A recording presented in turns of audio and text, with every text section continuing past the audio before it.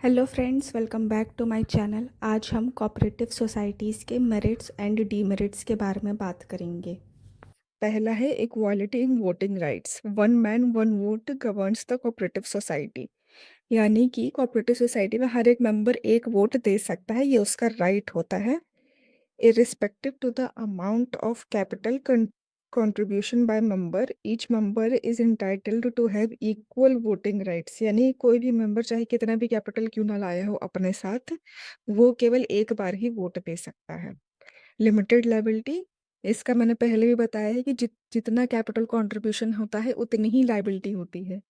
Stable existence, stable existence का मतलब है कि अगर किसी मेंबर की डेथ हो जाती है या वो बैंकरप्ट हो जाता है या फिर वो उसकी मेंटल कंडीशन ठीक नहीं रहती है, तो उससे कोऑपरेटिव सोसाइटी की कंटिन्यूटी पर कोई असर नहीं पड़ता। कोऑपरेटिव सोसाइटी अब चलती रहती है। A society operates unaffected by any change in membership. यानी अगर कोई मेंबर है वो छोड़ के चला जाता है या फिर कोई नया मेंबर आ जाता है तो भी सोसाइटी जो है वो चलती रहती है। Economy in operation, members offer honorary services to the society as the focus is on the elimination of middlemen. This helps in reducing cost। यानी जो कोऑपरेटिव सोसाइटी है उसका जो एकमात्र फोकस होता है वो मिडिलमैन को एक तरीके से हटाना होता है, एलिमिनेशन ऑफ मिडिलमैन। तो इसकी वजह से जो कॉस्ट जो है वो रिड्यूस होती है और ये एक मतलब बहुत ही जो मेंबर्स जो होते हैं कोऑपरेटिव सोसाइटी के वो एक सेवा वाला काम करते हैं, तो ये एक काफ़ी अच्छी बात होती है। काफ़ी लोग आदर से देखते हैं इस चीज़ को। कस्टमर्स और producer are members of the society and hence the risk of bad debts is lower.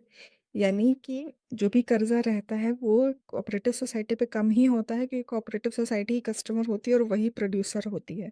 तो जो रिस्क होता है बैड डेट्स का वो काफ़ी लोअर होता है। Support from government exemplifies the idea of democracy and hence finds support from the government in form of low taxes, subsidies and low interest rates on loan। यानी जो सरकार है ये इनकी काफ़ी मदद करती है। कैसे? टैक्सेस लो रखता है, सब्सिडीज देती है और लोन्स पर भी इंटरेस्ट जो रेट होता है वो कम होता है। और गवर्नमेंट मदद इसलिए करती है क्योंकि एक तरीके से डेमोक्रेसी की ही आइडिया को आगे बढ़ा रहा है, उसी के अकॉर्डिंग काम कर रहा है। Ease of formation, registration process काफ़ी सिंपल होता है, बस कुछ लीगल फॉर्मेलिटीज़ होती है जो फुलफिल करनी पड़ती है। और जैसे कि मैंने पहले भी बनाया, formation is governed by the provisions of cooperative societies act 1912। Now limitations. Limited resource, limited resources, capital contribution by members having limited means. यानी हर एक मेंबर के पास कुछ हद तक ही पैसा है, तो वो केवल उसी हिसाब से कैपिटल को कंट्रीब्यूट कर पाता है, जिसकी वजह से हो सकता है कि कैपिटल उतना ज़्यादा ना मिले जितना मिलना चाहिए। Low rate of dividend on investment can act as a deterrent in attracting membership और मोर कैपिटल फ्रॉम मेंबर्स। यानी कि अगर डिविडेंड का जो अमाउंट है वो काफ़ी कम है तो हो सकता है कि इससे जो बाकी लोग हैं वो उस कोऑपरेटिव सोसाइटी को ज्वाइन ना करना चाहे या फिर और कैपिटल और पैसा ना लगाना चाहें। है lack of secrecy, open discussions in meetings of members as well as disclosure obligations as per Societies Act 7 makes it difficult to maintain secrecy about the operations of cooperative society। यानी कि secrecy cooperative society में नहीं रह पाती क्योंकि हर चीज़ पर openly discuss किया जाता है। सारे जो अकाउंट्स है वो डिस्क्लोज करने पड़ जाते हैं, तो उन सब की वजह से जो एक ऑपरेशन की जो सीक्रेसी होती है वो मेंटेन नहीं हो पाती है। Inefficiency in management, unable to attract and employ expert managers because of their inability to pay them high salaries।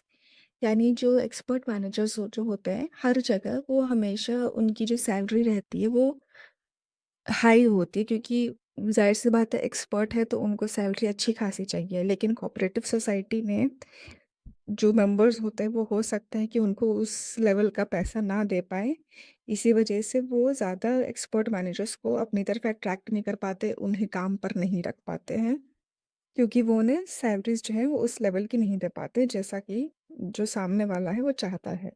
Members who offer honorary services on a voluntary basis are generally not professionally equipped to handle the management functions effectively. इसका जो second point है उसका ये मतलब है कि जो members होते हैं वो हो सकता है कि इतना ज़्यादा प्रोफेशनली इक्विप्ड ना हो, मतलब उनको कैसे मैनेज करना है सब चीज़ें इन सब में ये एक्सपर्ट ना हो, तो उसकी वजह से प्रॉब्लम हो सकती है उन्हें। गवर्नमेंट कंट्रोल, गवर्नमेंट जो है वो भले ही कोऑपरेटिव सोसाइटी को प्रिविलेजेस देता हो, लेकिन बदले में कोऑपरेटिव सोसाइटी को भी सारे रूल्स एंड रेगुलेशंस जो है वो फॉलो करने पड़ते हैं, जैसे कि ऑडिटिंग हो गया, सबमिशन ऑफ अकाउंट्स हो गया, ये सब। तो इसकी वजह से हो सकता है कि इस इंटरफेरेंस की वजह से जो कोऑपरेटिव सोसाइटी वो उतना फ्रीली परफॉर्म ना कर पाए। डिफरेंसेस ऑफ ओपिनियन, यानी कि जाहिर सी बात है कहीं पे भी एक ग्रुप में हर एक का अलग अलग एक ओपिनियन होता है, तो उसकी वजह से हो सकता है कि कॉन्फ्लिक्ट जो है वो क्रिएट हो। जैसे कि लिखा है, internal quarrels arising as a result of contrary view points में lead to difficulties in decision making, यानी लड़ाई झगड़े की वजह से या डिफरेंसेस इन ओपिनियन डिफरेंसेस की वजह से किसी भी डिसीजन पे आने में हो सकता है काफ़ी प्रॉब्लम हो या आ ही ना पाए।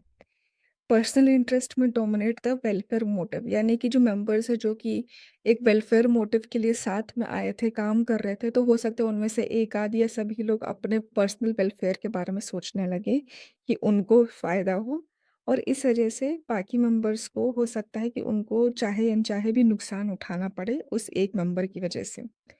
Benefits of members may take a backseat if personal gain is given preference by certain members, यानी ये जो मैंने भी समझाया ये वही पॉइंट है।